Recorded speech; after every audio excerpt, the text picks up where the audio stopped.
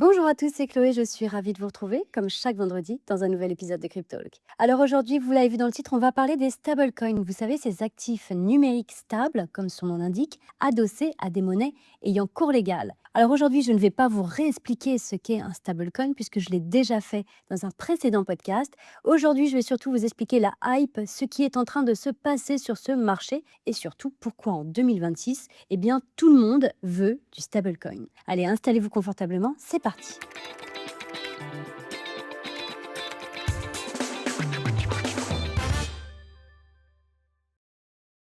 Pour commencer, est-ce que vous savez combien de dollars ont transité via les stablecoins l'année dernière? Non?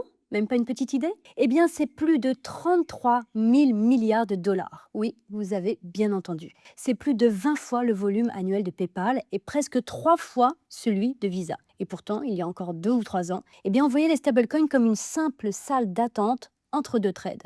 En 2026, attention, ce n'est plus du tout ça. Les stablecoins, c'est simple, c'est une crypto stable, généralement indexée sur le dollar, avec très peu de volatilité, pas de stress. Aujourd'hui, ils ont réellement changé de statut. Vous l'aurez compris, ce ne sont plus un outil temporaire, ce sont devenus un vrai outil financier. Et surtout, ce ne sont plus uniquement les acteurs crypto qui s'y intéressent. Visa les utilise pour ses règlements. Mastercard développe des programmes avec des dizaines de partenaires. Des banques comme HSBC ou encore Standard Chartered avancent sur le sujet également. Et les États encadrent désormais ce marché. Et vous le savez, quand la finance traditionnelle s'y met, eh bien c'est rarement par hasard. Aujourd'hui, deux grands acteurs dominent. USDT avec Tether et USDC avec Circle. USDT reste le leader historique, mais en 2026, une dynamique très intéressante se met en place. USDC progresse fortement, notamment en Europe, parce que Circle a pris une belle longueur d'avance sur le plan réglementaire, notamment avec le règlement MiCA.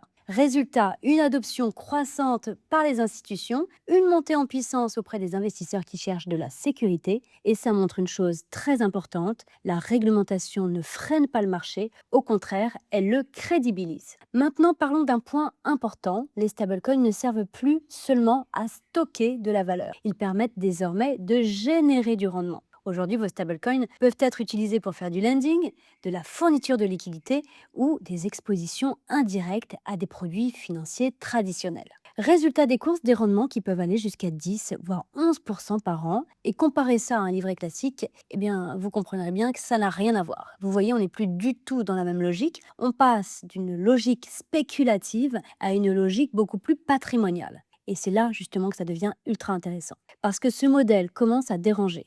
Les banques traditionnelles voient émerger des rendements attractifs, accessibles et surtout en dehors de leur circuit. Donc, résultat des courses, eh bien, aux États-Unis notamment, on observe une montée des pressions réglementaires et des lobbies bancaires. L'objectif de tout ça, c'est d'encadrer, voire de limiter les rendements sur stablecoin, parce que ça remet directement en cause leur modèle de collecte et surtout de rémunération de l'épargne. Concrètement, qu'est-ce que ça va changer pour nous? Les stablecoins sont en train de devenir une brique essentielle du système financier, ça je pense que vous l'avez compris, parce qu'ils combinent stabilité, liquidité, rendement, mais surtout ils posent une vraie question. Est-ce que votre argent travaille ou est-ce que votre argent dort? Et dans un contexte inflationniste, ne rien faire avec ces stablecoins, eh bien c'est potentiellement perdre du pouvoir d'achat. Donc vous l'aurez compris, les stablecoins sont en train de vivre un vrai moment clé. Ils passent d'un outil technique à un actif financier beaucoup plus mainstream.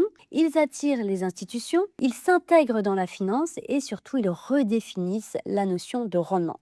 Et comme souvent, ceux qui comprennent ces transformations le plus tôt sont ceux qui en tirent le plus de valeur. Voilà, à méditer. En tout cas, je pense qu'il est fortement intéressant de se pencher sur la question, à savoir introduire dans votre portefeuille d'actifs des stablecoins. Comme je vous l'ai dit tout à l'heure, si vous êtes frileux à la volatilité, eh bien c'est un premier pied dans l'écosystème crypto, puisque là, vous avez très très peu de volatilité, puisqu'encore une fois, je me répète, c'est adossé à des monnaies ayant cours légal.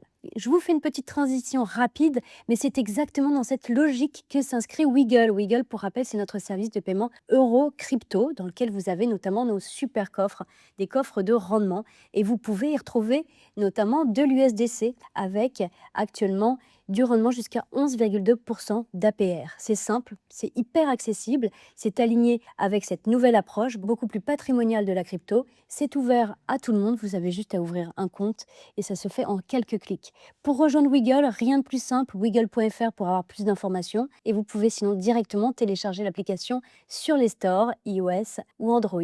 Les deux sont accessibles. Petite offre si vous le souhaitez, si vous voulez pousser un peu plus l'expérience et utiliser Wiggle à son plein potentiel. Le plan premium en ce moment est à prix cassé avec le code CRAZY, CRAZY, en majuscule le tout attaché. Vous avez le plan au prix du Smart, donc c'est vraiment cadeau pour pouvoir profiter de ce service de paiement. Voilà donc pour ce petit tour sur les stablecoins. J'espère que vous y verrez plus clair et que peut-être ça vous donnera le déclic d'accéder à ces actifs qui sont vraiment fantastiques. Moi, je vous retrouve la semaine prochaine pour un nouvel épisode. En attendant, prenez soin de vous. Ciao, ciao.